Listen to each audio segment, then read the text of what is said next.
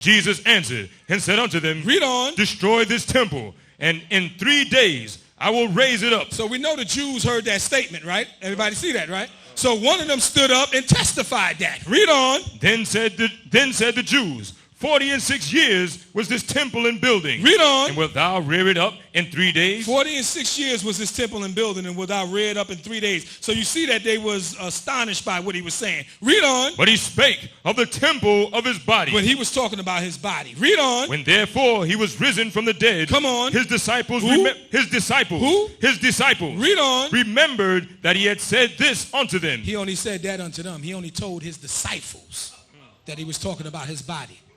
So knowing that the witnesses did not agree, we know one of those people that was telling that story had to be one of his disciples. Who was that? It was Judas. Now, that's not the point. Now the point is, now we get to the setup. They need 2 witnesses to say the same thing. So now they got Judas in there already saying that it was his body. That means they have to look for another witness to come in there and verify what Judas was saying. If they're going to look for another witness, who they going to be looking for? Another one of his disciples. There's only one of his disciples there that came to see the end. Now he's sitting there seeing all this.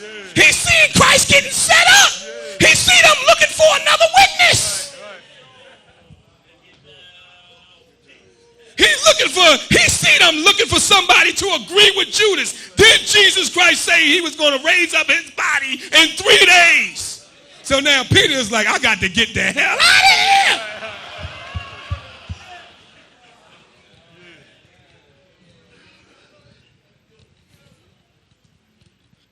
Because if he stays, he's going to be forced to testify.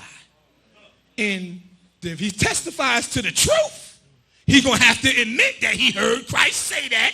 Now they got 2 witnesses that agree against Christ to condemn him to death. So now that takes us to what? Matthew chapter 26. Matthew chapter 26. Peter made his way out of there, okay?